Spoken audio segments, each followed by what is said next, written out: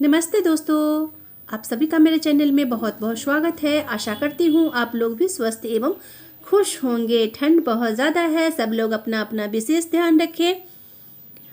और आज की वीडियो में हम जानेंगे जो निदेशालय स्तर से जो हम लोगों के लिए एक पत्र निर्गत हुआ है, जिसमें हमारे केंद्र पर पंजियों के अद्यतन रखने के संबंध में है। जो सभी लोग इस पत्र को ज़रूर देखे होंगे और हमें 20 पंजियों को अपने केंद्र पर अद्यतन करके रखना है। तो आज की वीडियो में हम देखेंगे वो कौन कौन सी पंजी है जो हमें अपने केंद्र पर अद्यतन करके रखना है।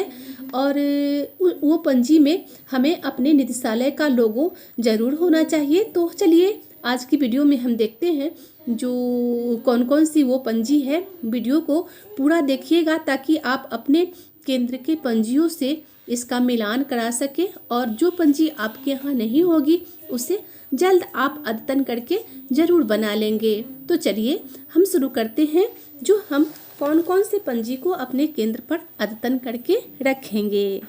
तो सबसे पहले हमारे पास सर्वे पंजी, जिससे हमारे काम का शुरुआत होता है और इसी के आधार पे हम अपने सभी लाभार्थी का चयन करते हैं। जो हमें सर्वे पंजी हमेशा अद्यतन रहना चाहिए, जिसमें बच्चों की लिस्ट होती है, गर्भवती माँ की लिस्ट होती है और फिर किशोरियों की लिस्ट होती है और उसी के आधार पे हम सब लाभार्थियों को अलग अलग कैटेगरी में बांटते हैं। तो पहला सर्वे पंजी होना चाहिए। दूसरा हमारे केंद्र पे सेविका सहायिका उपस्थिति पंजी होना चाहिए।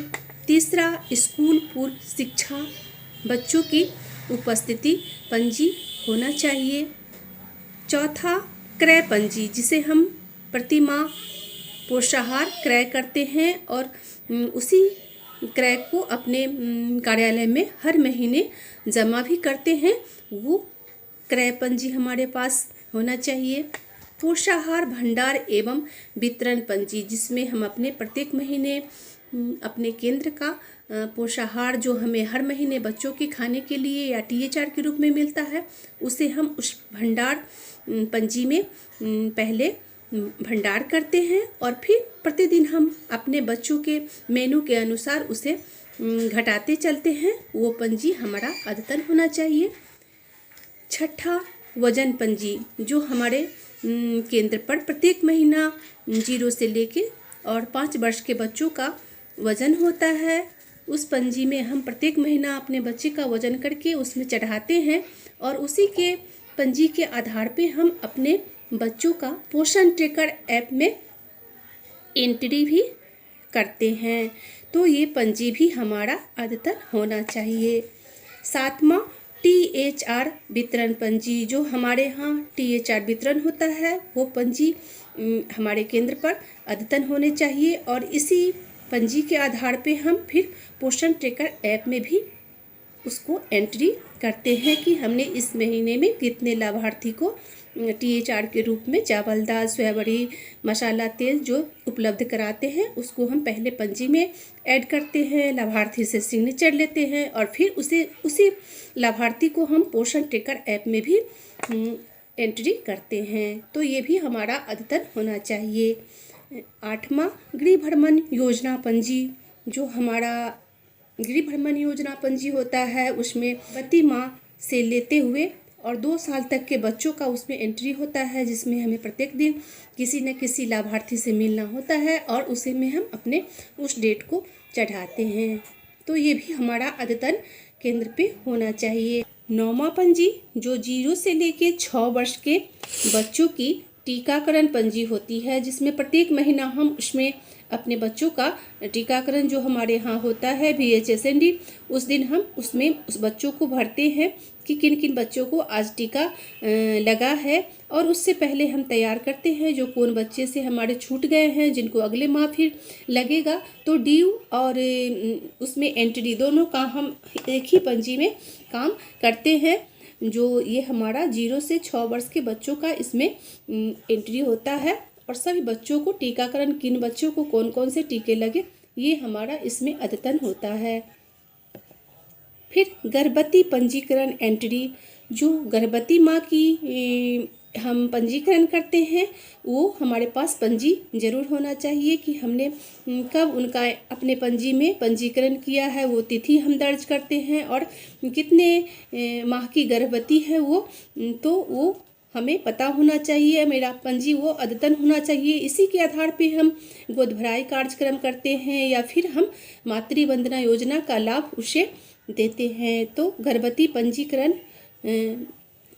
पंजी ये भी हमारा अद्यतन होना चाहिए केंद्र पे। फिर 11वां होगा गोद भराई पंजी, जो प्रत्येक महीने हम सामुदायिक गतिविधि में प्रत्येक महीने 7 तारीख को जो गोद भराई कार्यक्रम करते हैं उसकी भी पंजी हमारे यहाँ अद्यतन होनी चाहिए। और 12वां होगा अन्नप्राशन पंजी, ये भी हमारा सामुदायिक गतिविधि है जो प्रत्येक महीने के 19 तारीख को बच्चों को कराया जाता है। जिस बच्चे को 6 माह पूर्ते ही उसे अन्न खिलाने की रस्म को किया जाता है। तो ये हमारे यहाँ ये भी पंजी अद्यतन होने चाहिए।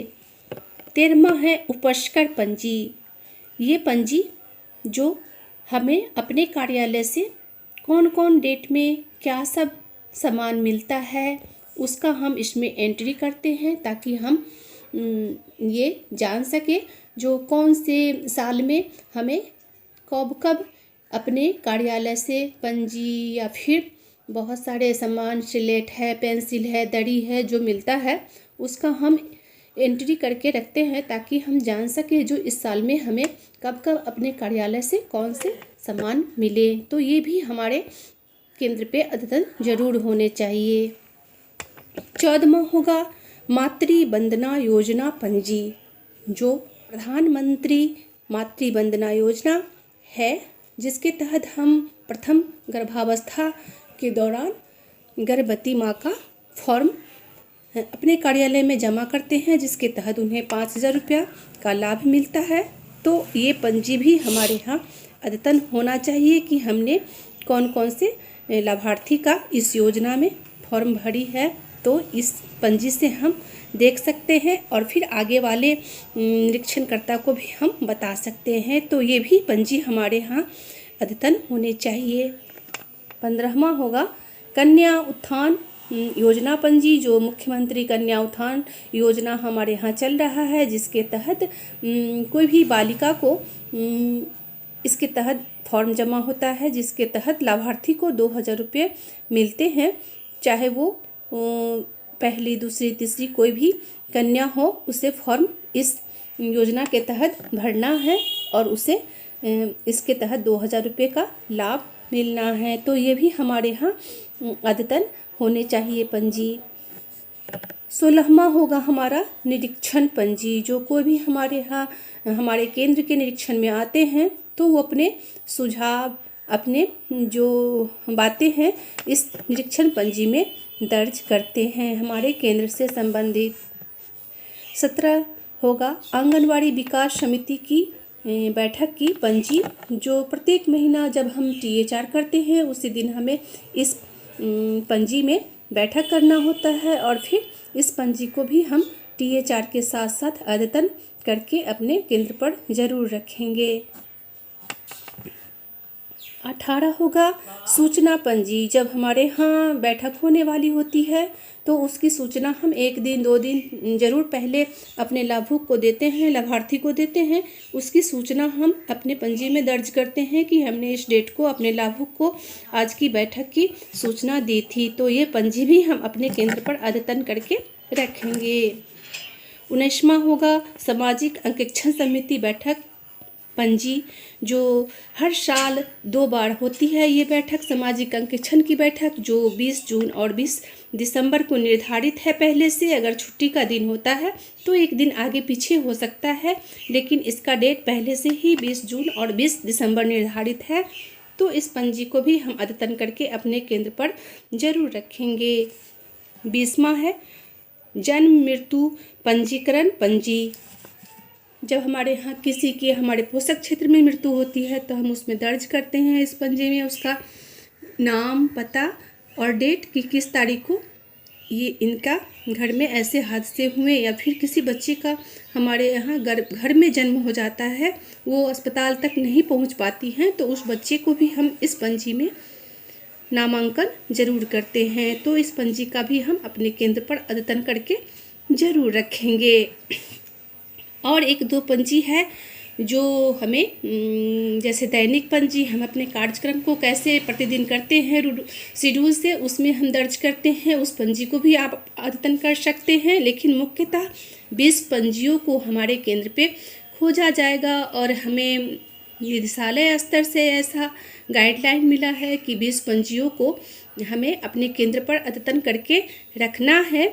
और उसमें से हमें कितने पंजी हमारे पास कार्यालय से मिला हुआ है वो हम ज़रूर मिला लेंगे, देख लेंगे कि कौन कौन सी पंजी ऐसी है जो हमें कार्यालय से उपलब्ध कराई गई है और कौन से पंजी हैं जो हम खुद का सादी पंजी लेके और बनाए हैं। तो वो पंजी जो हमारे यहाँ खुद का बनाया हुआ है वो हम अपने कार्यालय को ज़रूर सूचना करेंगे और हम वो पंजी उपलब्ध कराने की उनसे निवेदन करेंगे। बहुत सारे पंजी है जो हमें मिला है, जैसे सर्वे पंजी है वो हमें अपने कार्यालय से मिला है। फिर सेविका सहायिका उपस्थिति पंजी भी मिला है, स्कूल पूर्व शिक्षा भी मिला है, क्रय पंजी भी मिलता है और पोषाहार भंडार वितरण भी मिलता है, वजन पंजी भी मिला है और टीए चार्ट भी मिलता है, गृह भ्रमण योजना पंजी भी मिला है, टीकाकरण पंजी भी मिला है, गर्भवती पंजीकरण भी मिला है और गोद भराई पंजी ये हमें अपने कार्यालय से अभी तक नहीं मिला। अन्नप्राशन का नहीं मिला। उपस्कर पंजी भी हमें अपने कार्यालय से मिला है। मातृ वंदना योजना पंजी हमारे कार्यालय से नहीं मिला। कन्या उत्थान योजना नहीं मिला पंजी। निरीक्षण पंजी हमें अपने कार्यालय से मिला है। आंगनवाड़ी विकास समिति की बैठक की पंजी हमें अपने कार्यालय से नहीं मिला। सूचना पंजी भी नहीं मिला। सामाजिक अंकेक्षण की भी नहीं मिला और जन्म मृत्यु पंजीकरण मिला। तो हम अपने पंजियों में ये ज़रूर देखेंगे जो कौन से पंजी हमें अपने कार्यालय से मिला हुआ है और कौन से पंजी हम खुद का बनाए हैं। फिर जो पंजी हमारे पास खुद का बनाया हुआ है उसका हम अलग लिस्ट बनाएंगे और फिर अपने कार्यालय को जब हमसे मांगा जाएगा तो ज़रूर हम उन्हें इस बात से अवगत कराएंगे। मुझे उम्मीद है आपको इस वीडियो से अपने पंजी को मिलान कराने में बहुत सहूलियत होगी और फिर आप अपने पंजी को इस लिस्ट से ज़रूर मिला लें कि हमारे पास कौन कौन से पंजी हैं और कौन से पंजी नहीं हैं, तो उस पंजी को भी आप जल्द बना लेंगे। मुझे उम्मीद है आपको ये वीडियो बहुत ही अच्छा लगेगा और आपकी सहायता करेगा आपकी पंजी संधारण करने में। फिर मिलते हैं किसी अन्य टॉपिक पर, तब तक के लिए धन्यवाद।